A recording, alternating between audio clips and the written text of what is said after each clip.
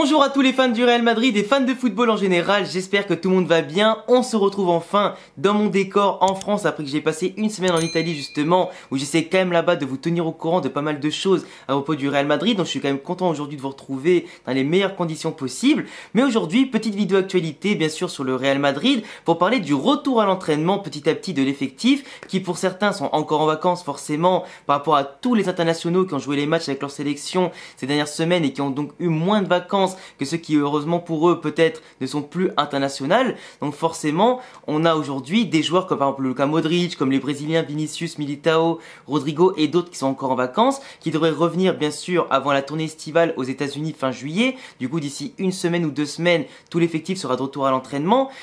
Aujourd'hui Ancelotti peut compter sur environ une dizaine de joueurs, pour vous citer lesquels on a Toni Kroos, Ceballos, Mendy, Odriozola, Bailly, Vasquez, Fede Valverde, Brahim Diaz, Jude Bellingham, mais aussi Fran Garcia et Arda Güler qui notamment ont renoncé à leurs vacances pour justement s'entraîner directement avec Ancelotti, pour montrer qu'ils peuvent être présents, qu'ils ont la mentalité et surtout qu'ils veulent gagner leur place et assurer dès le début. Et ça, rien que pour ça, je suis très content en tout cas de cette attitude-là, et ça montre que les joueurs ont envie et que les jeunes ont envie de tirer ce groupe vers le haut et de profiter de la moindre minute au Real Madrid. Le fait que déjà au passage cet été, le Real Madrid va s'entraîner, que ce soit l'équipe pro, va s'entraîner avec le Castilla. Donc c'est la première fois depuis bien longtemps que l'entraîneur de l'équipe A et du Castilla, donc Ancelotti et Raúl, vont s'entraîner ensemble durant tout l'été. Parce que Raúl a raté la montée en deuxième division cet été, du coup avec la fin de saison dernière et les playoffs qui sont foirés, mais cette fois, il veut essayer en tout cas de se donner un maximum de chance pour la saison qui arrive, en faisant en sorte que ces jeunes s'aguerrissent tout l'été avec les joueurs professionnels,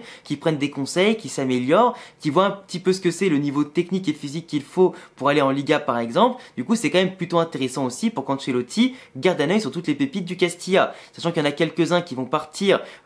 prêtés ou vendus peut-être ailleurs avec une clause de rachat, comme Dotor, Rafa Marin, Arribas, peut-être Alvaro Rodriguez si Mbappé vient, vu qu'il y a déjà Rosselló en pointe aussi. Donc à voir en tout cas comment ça va évoluer, mais c'est pas mal. On sait que les Nico Paz par exemple vont rester avec Raúl encore une fois une saison de plus, et que beaucoup de joueurs en tout cas en équipe première comme Kroos ou Modric aimeraient le voir avec l'équipe pro le plus souvent possible, parce que ce jeune là avait beaucoup impressionné, tout comme Arribas, l'équipe première. Donc forcément ça risquera d'arriver en temps voulu. Globalement sinon pour la pré-saison, pour l'instant donc avec le retour à l'entraînement il n'y a que 10 ou 11 joueurs de l'équipe pro, et de l'autre côté c'est que les joueurs du Castilla, donc ça fait quand même un mélange plutôt intéressant. Mais d'après les infos que l'on a de AS, de Marca et de d'autres médias français aussi autour du Real Madrid, les joueurs qui ont le plus impressionné pour l'instant à l'entraînement, c'est Brahim Diaz, Fran Garcia et Arda Güler. Déjà Fran Garcia et Arda Güler, par rapport au fait bien sûr qu'ils sont arrivés en renonçant à leurs vacances, que physiquement ils soient déjà au top du top, et qu'en plus de ça techniquement ils ont montré de très belles choses durant les oppositions. Alors oui, il manque la plupart des internationaux de l'effectif, oui il manque beaucoup de joueurs en tout cas pour hausser le niveau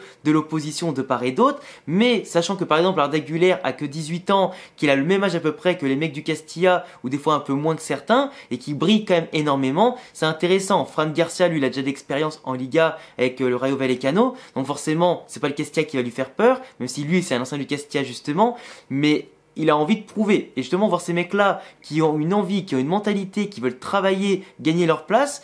c'est parfait. Fran Garcia, normalement, ce sera lui le titulaire à gauche, c'était pas mieux. Mais Arda Güler, il sait que c'est d'abord un joueur de rotation. Il a pas voulu partir en prêt, que ce soit dans son club, en tout cas avec lequel on vient d'acheter, ou dans un autre club, pour s'aguerrir un peu plus, en tout cas être sûr d'avoir du temps de jeu. Mais il a la bonne mentalité. Et déjà, c'est plutôt pas mal. Brahim Diaz, c'est pareil. Le mec sait que c'est un joueur de rotation de base, mais il va lutter pour pouvoir avoir, pourquoi pas, sa place de titulaire. Et d'ailleurs, Arda Güler, apparemment, d'après les premiers retours, il était hyper intimidé. Forcément, t'as 18 ans, t'arrives dans le plus grand club du monde. Pour la première fois, t'es en dehors de chez toi, de ton pays natal, de ta ville natale et ton club natal. Donc forcément, quand tu découvres le plus grand club du monde, que d'un seul coup, t'as Toni Kroos à côté de toi et d'autres grands joueurs comme ça, comme Valverde, tout ça, bah forcément, t'es impressionné. Il était vu comme timide dans le vestiaire, mais une fois sur le terrain, la timidité, elle s'est totalement envolée. Donc la mentalité de je vais pas en vacances et d'un seul coup sur le terrain je deviens un monstre, c'est ça qu'on veut au Real Madrid. Et apparemment ce jeune joueur là, d'après les sources proches du dossier qui justement regardent les entraînements et tout ça, t'as l'impression de voir un mélange entre Modric et Guti. Alors bien entendu, attention, vu qu'il a que 18 ans, qu'on n'a pas encore vu sur le terrain vraiment avec le Real Madrid au plus haut level pour supporter la meilleure pression et jouer en tout cas pour des titres, Faut voir un peu ce que ça va donner bien sûr sur le court, moyen et long terme, car c'est une recrue très jeune, il faut faire attention à pas lui brûler les ailes non plus. Ne pas que ce soit un flop parce qu'on en demande trop vite à un jeune en tout cas qui a encore besoin de prendre de l'expérience au niveau tactique, au niveau défensif et sur pas mal de choses, pour notamment aussi l'efficacité devant la cage, mais un joueur en tout cas qui est très complet, qui est très intéressant, qui a beaucoup de potentiel. Déjà Arda montre de très belles dispositions, que ce soit technique à l'entraînement où il est impressionné par son activité, ses déplacements, sa faculté aussi à gérer le jeu et tout ça. Donc franchement j'ai trop hâte de le voir vraiment à l'œuvre et pas qu'à l'entraînement, ou du moins pourquoi pas à l'entraînement quand tous les pros seront présents, tu vois, pour vraiment avoir l'opinion générale du vestiaire à son sujet. Brahim Diaz, joueur de rotation, il est clair, mais pour moi, par rapport à ce qu'on peut voir aussi, ce qu'il est capable d'apporter en termes de pressing, de physique, de tenue du ballon, de comment ça s'appelle aussi, de conduite de balle, d'organisation de jeu, de crochet, de ce qu'il peut apporter offensivement par des belles frappes, descentes, des débordements, tout ça, et sa percussion surtout qui est impressionnante, avec ses petits lobes en plus qu'il est capable de faire comme il a fait à l'entraînement, où il a fait beaucoup de différence en tout cas sur les petites actions individuelles et les prises de balles. Pour moi, Brahim Diaz, il peut apporter peut-être plus qu'Asensio, qui, à cause de ses ligaments croisés, avait perdu quand même pas mal de level, mais il s'attendait par moment à être en tout cas de retour à un très bon niveau, c'était pas assez régulier sur la durée. Brahim Diaz peut être un très bon remplaçant qui peut apporter beaucoup, et franchement, j'aurais même pas peur à des moments de le voir titulaire. Je sais qu'il saura apporter, qu'il saura apporter son grain de sel, en tout cas à l'effectif, et surtout qu'il saura apporter la pierre à l'édifice qui remportera tous les titres, tu vois. Et dans tous les cas, moi je compte suivre tout l'été, tous les entraînements que font en tout cas le Real Madrid pour essayer en tout cas d'avoir un maximum d'informations. Là, ce qui m'a fait rire, c'est que du coup, t'as Pintus qui a récupéré tout l'effectif, que ce soit le Castilla ou les pros, et qui les entraîne à fond, tu vois, pour cet été. Et apparemment, t'as Bellingham, forcément, qui lui revient d'une petite opération au genou. Il a commencé déjà à souffrir avec Pintus. Il commence déjà à comprendre qu'est-ce que c'est de s'entraîner au Real Madrid avec Pintus, et pas comme à Dortmund, qui j'imagine aussi devait avoir un programme physique assez intéressant. Mais tous les joueurs qui passent sous Pintus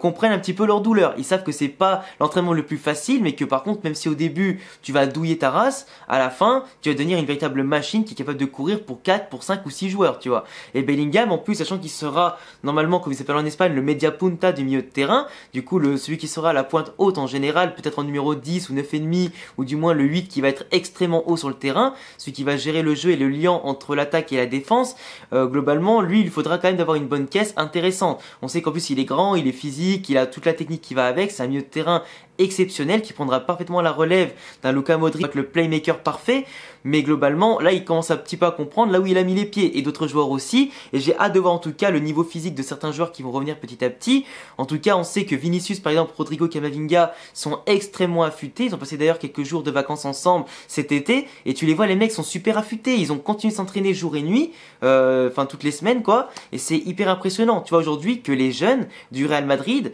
tire vraiment le groupe vers le haut. On sait notamment que les joueurs expérimentés, forcément, font aussi des sessions d'entraînement pendant qu'ils sont en vacances, tout ça. Mais aujourd'hui, je trouve quand même que le Real Madrid a un groupe de jeunes extrêmement puissant et qu'ils savent aujourd'hui, qu'ils sont tous très jeunes notamment, et entre 18 et 22, 23 ans pour la plupart du groupe. Même si t'as Valverde qui est un peu plus âgé, Militao un peu plus, mais globalement t'as une ossature à toutes les lignes qui est très jeune et qui peut vraiment marquer le football et dominer en tout cas le football espagnol comme européen pendant de nombreuses années. Si vraiment le collectif prend, que le cocktail se fait à merveille et qu'en plus Ancelotti, les futurs entraîneurs, gèrent à merveille les égos de chacun et trouvent un schéma tactique qui permet en tout cas de doser les efforts de tout le monde et surtout d'intégrer tout le monde en se sentant concerné pour tous les titres et tous les matchs, peut arriver à un résultat exceptionnel et chacun peut marquer de son empreinte la légende du Real Madrid. En tout cas les gars, c'est tout pour cette petite vidéo, pour vous faire un petit point en tout cas sur le retour à l'entraînement des joueurs du Real Madrid. N'hésitez pas à me dire si vous voulez d'autres vidéos comme ça pour qu'on analyse petit à petit la forme de chacun durant des petites vidéos comme ça. N'hésitez pas non plus à vous abonner si vous aimez le Real Madrid et le football en général, que je vous prépare aussi quelques actualités sur d'autres clubs en tout cas dans le monde du football, car il n'y a pas que le Real Madrid dans le monde bien évidemment. N'hésitez pas à laisser un petit pouce bleu pour m'aider à référencer la vidéo un maximum, le petit commentaire aussi, ça fait toujours plaisir. Mes réseaux Insta et Twitter en description si jamais vous voulez parler football avec moi en dehors des vidéos. Et à bientôt les gars pour d'autres vidéos. Ciao.